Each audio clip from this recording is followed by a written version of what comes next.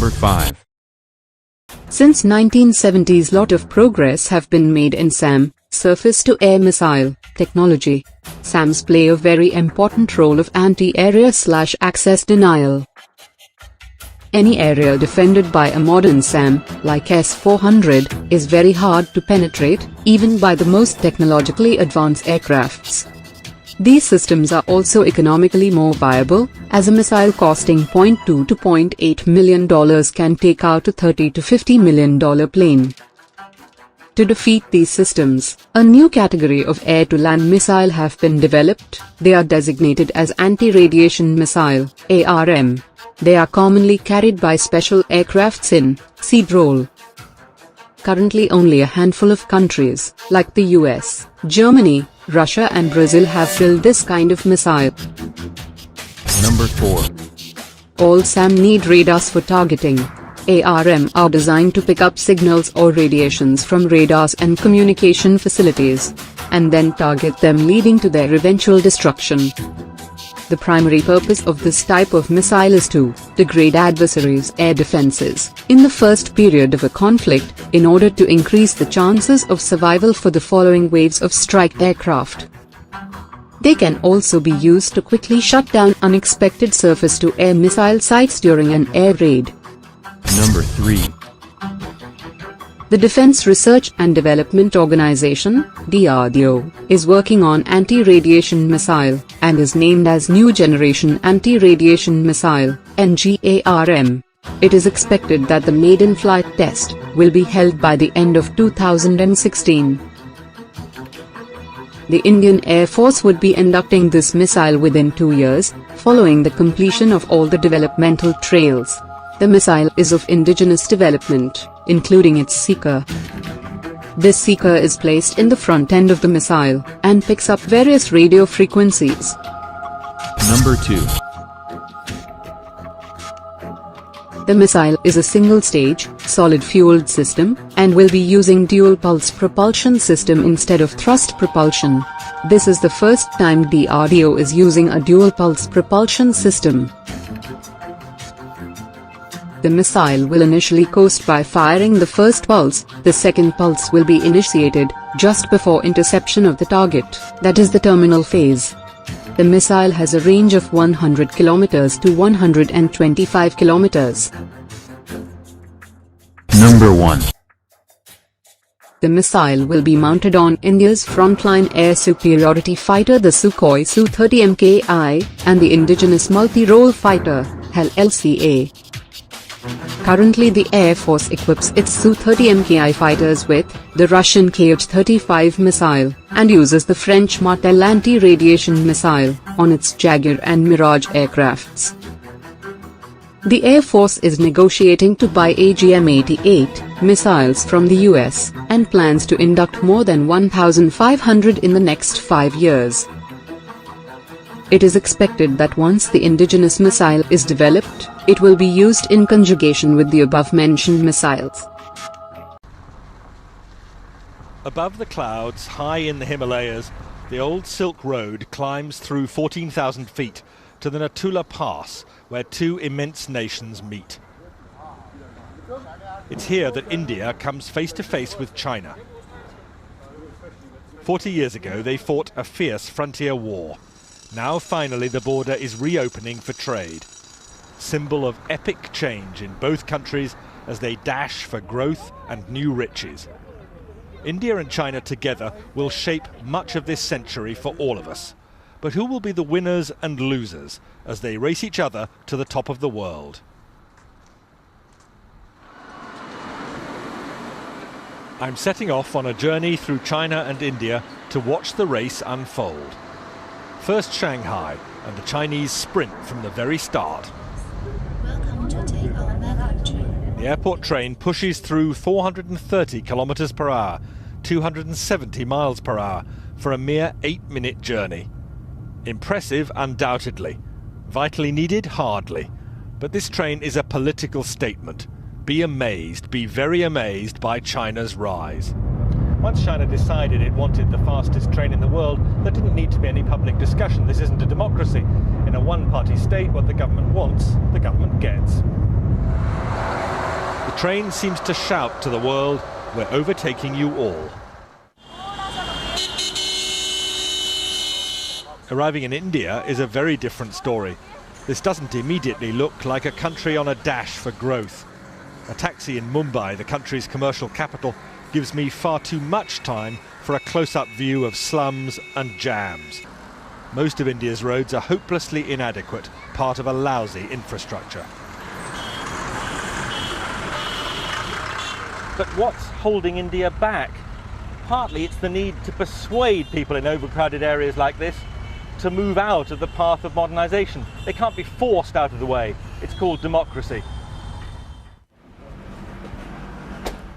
But how does it look to those creating the new wealth? Hi. Nice to meet you. What do you think would suit me? I can do all kinds of shoes. I like these ones. These are really smart. In Shanghai, Billy Wang's handmade shoes tell a powerful tale. Billy took me to his small factory, a tiny but thriving part of China's manufacturing boom. His workers copy from photos their customers' favourite shoes. It's all imitation, not innovation. The business is expanding very fast, like all Chinese manufacturing, and Mr. Wang certainly doesn't question China's system, which helps make him rich. I'm just a shoemaker. I just worry about my shoes. Nothing else matters to me. I just want to make good shoes. How much does your business and your future success depend on China's government? According to the Chinese way of thinking, the political system is decisive. Everything else comes second to this. And that's the message big picture China tells you too. In the new Shanghai, with its soaring temples of capitalism, the fast track to wealth has been produced by a rigid political system, communist in name only now. Shanghai's international port is part of national success built on an unwritten deal. Business stays out of politics, especially when the political system delivers so much. The port director told me he's immensely proud of what's been achieved. This area is for refrigerated containers. Over there, those are for hazardous materials. Most of these are for normal dry goods. This whole port was built in 1990. Every year, we're growing by 25%.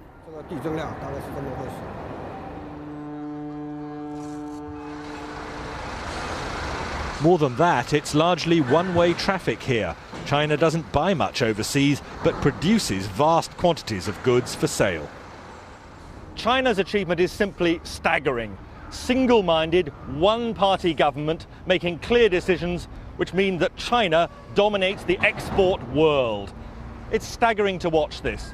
Containers coming on and off ships simultaneously, most of them coming into China empty, most of them going out crammed with Chinese exports. This isn't something that should worry just India, it worries economies across the world. A huge trade imbalance. Basically, we have a lot of construction going on right now just before the monsoons. But in India, young risk-takers are not dismayed by China's success. The story of Tarun Tadani in Mumbai is typical. All our designs are basically finalized.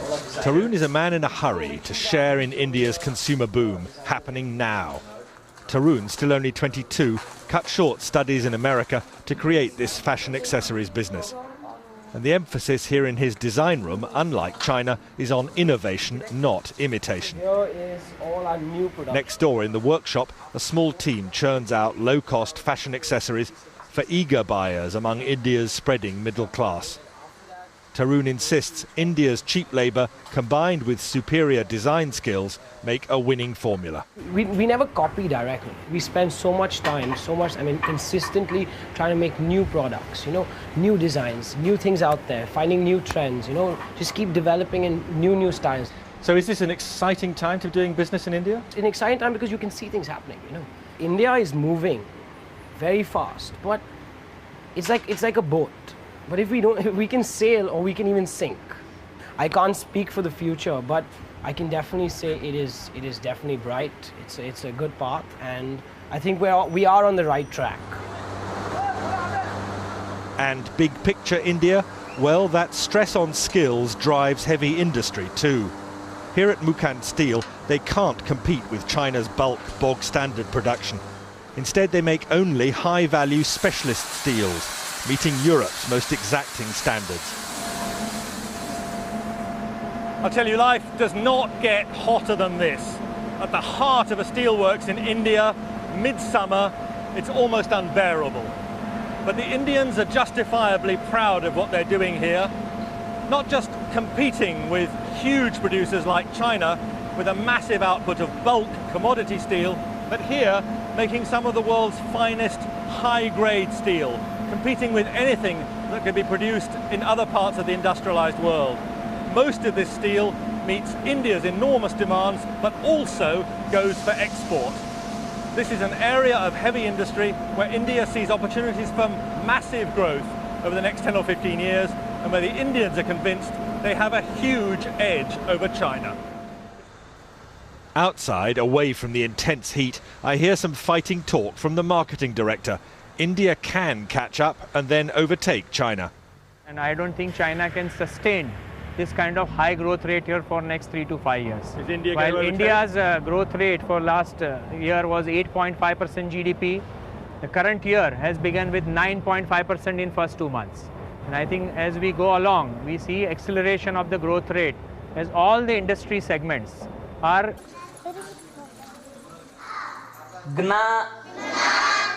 And fighting poverty means giving children skills which could lift them to jobs inside India's urban-led boom.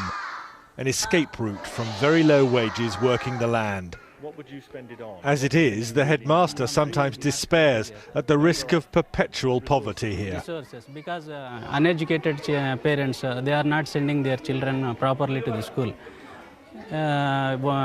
Absentees, their children absentees, they are at least continuously nearly 10 to 15 days they are absenting. By that way, will not understand lessons properly. But if they get better educated, will that give them a different chance in life than their parents? I mean, is the future for them better? Definitely, sir. Definitely. Now look at this. Still India, but the contrast could hardly be more extreme. This is the breath-catching campus in Bangalore of Infosys, India's own homegrown software giant, and a major contributor to India's explosive growth. We have a faculty of 180 people who are faculties in computer science. This is possibly the largest computer science faculty anywhere in the world. Mohandas Pai, Infosys director, is showing me a vision of India's future. And the biggest emphasis of all here, no question, it's on teaching.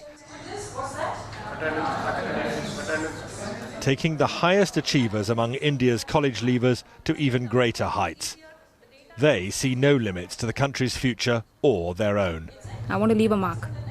I'm looking at making a difference somewhere down the line. It's not like everything is already done. So there's so much that's yet to be discovered, there's yet to be tapped.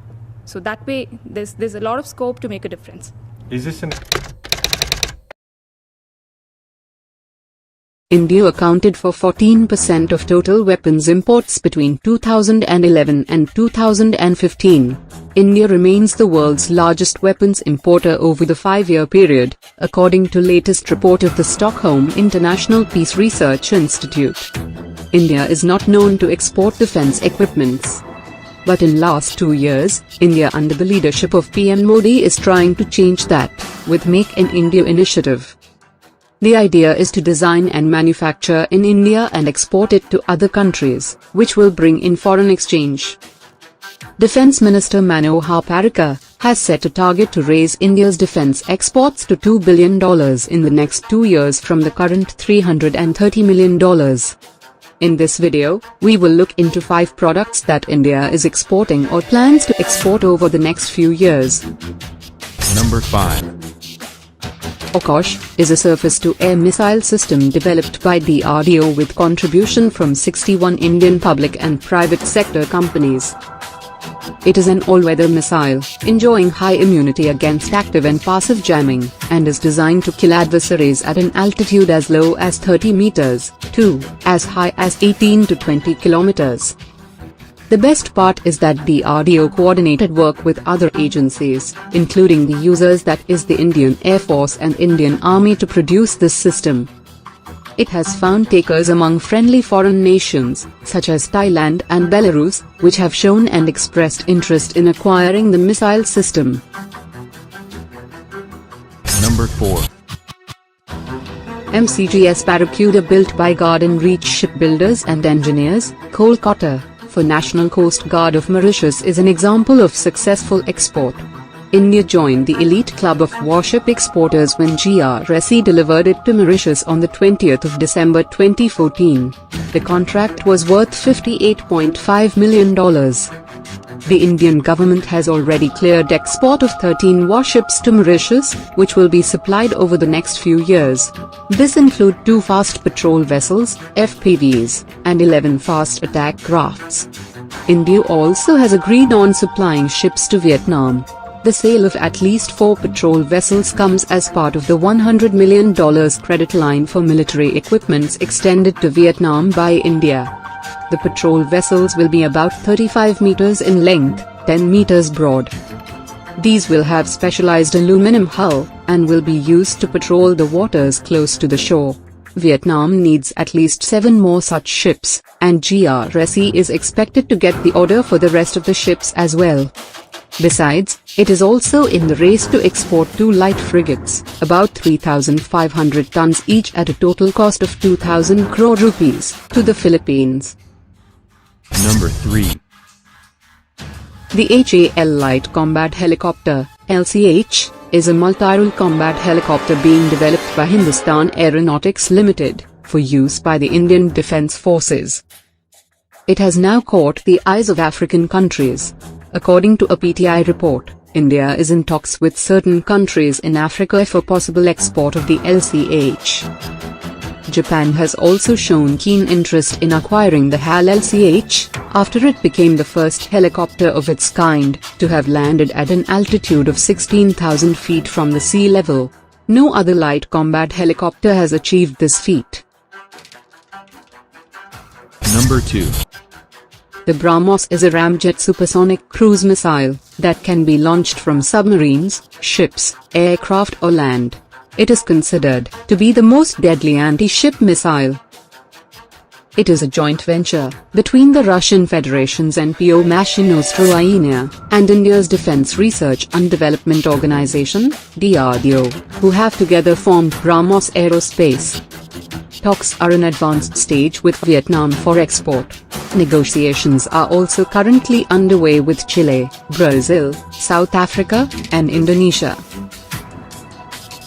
Number 1.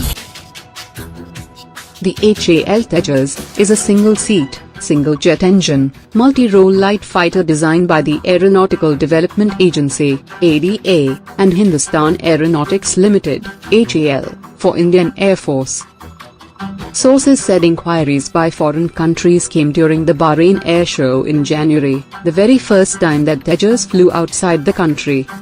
As per the report, Sri Lanka and Egypt have shown interest in the aircraft.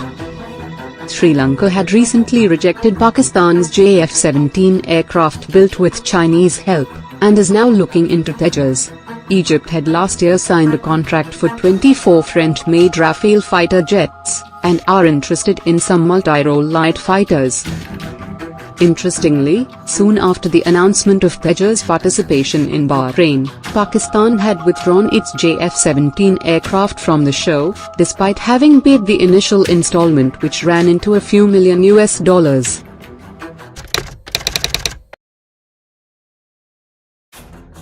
China has maintained very high economic growth over the last 20 years, and has become a major economic power. It has spent heavily on military build-up, and modernized its military forces. In recent times, China has been very aggressive in its posturing. South China Sea dispute. China has reclaimed land through artificial methods, and set up airstrip for military use in disputed islands of South China Sea. Brunei, Malaysia, the Philippines, and Vietnam have claims to these islands, but have been shrugged aside by China. Non-claimants like USA, India, Australia and Japan want the South China Sea to remain as international waters with freedom of navigation, whereas China want to control this major tradeway. Dispute with India. In the past 2 to 3 years, Chinese troops have frequently strayed inside India's side of LOC. After a number of frequent incursions in Ladakh area, Chinese People's Liberation Army troops have been spotted at forward posts along the LOC on the Pakistani side of Kashmir. Also, they have built up massive infrastructure along the LOC, which can be very useful for troop movement in case of a conflict with India. Here is list of steps taken by USA. 1. The US sailed a guided missile destroyer within 12 nautical miles of the artificial islands, the first in a series of actions planned to assert freedom of navigation in the region. 2. The Pentagon has designed a new strategy for the 21st century, called Air-Sea Battle, a concept that combines air and naval forces to punch through the increasingly formidable defenses of nations like China. 3. An important part of Air-Sea Battle calls for the military to operate from small, bare-bones bases in the Pacific, so that its forces can disperse to in case their main bases are targeted by Chinese ballistic missiles. The idea is to have enough US bases and Air Force capabilities peppered throughout the region, so that China would be too surrounded to safely attack in the event of a conflict. 4. One specific example is Saipan. The USA Air Force will expand the existing Saipan International Airport to accommodate cargo, fighter, and tanker aircraft, along with up to 700 support personnel. 5. In addition to Saipan, the Air Force plans to send aircraft on regular deployments to bases ranging from Australia to India as part of its bulked-up force in the Pacific.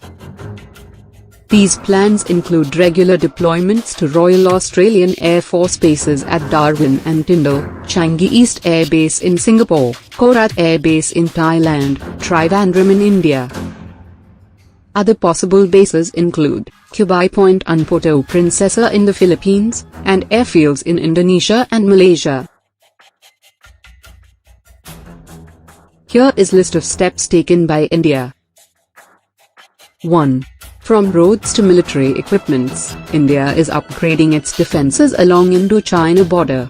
The Indian Army's operational capability along the China border will be getting a major flip, as 2 tank brigades are soon to be deployed in that region. According to latest reports, Defense Ministry has cleared the plan to raise 6 new armored regiments, that will be equipped with roughly 350 tanks.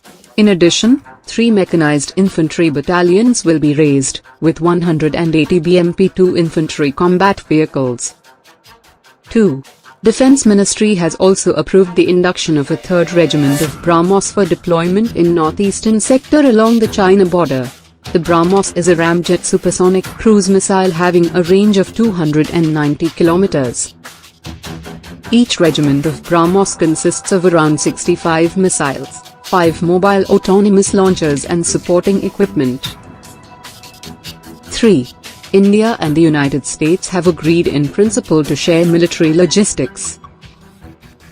Washington and New Delhi have largely agreed to the terms of a new agreement that allows the 2 militaries to use each other's land, air and naval bases for resupplies, repair and rest. 4. India is ramping up its submarine fleet. India plans to induct about 20 new submarines in the next few years. Some of these submarines will be armed with indigenous K-4 missile for nuclear strike. To know more, see above cards. 5. India is participating in Exercise Malabar, a trilateral naval exercise involving the United States and Japan. Originally a bilateral exercise between India and the US, Japan became a permanent partner in 2000. Despite the statement by a top US Navy officer that Malabar was not directly aimed at China, there is very little doubt about who is the target. The exercise is conducted only about 400 kilometers from the contested Senkaku Islands. Scenarios include hunting for Chinese submarines, ships and countering hostile Chinese Navy. 6. India is providing active help to Vietnam, which is hotly contesting the South China Sea dispute against China. India has agreed on supplying ships to Vietnam. The sale of at least 4 patrol vessels comes as part of the $100 million credit line for military equipments extended to Vietnam by India. Vietnam needs at least 7 more such ships, and Indian PSU, GRSE is expected to get the order for the rest of the ships as well. Talks are in advanced stage with Vietnam for export of BrahMos. BrahMos, considered to be the most deadly anti-ship missile, will be very helpful for Vietnam in countering the Chinese Navy in the event of a conflict. 7. Like Vietnam, India is providing support to the Philippines, which is also party to the South China Sea dispute against China. India has agreed to export 2 light frigates, about 3,500 tons each at a total cost of 2,000 crore rupees to them. 8. India has activated a new data reception and tracking station in Vietnam. It has been linked with another station in Indonesia.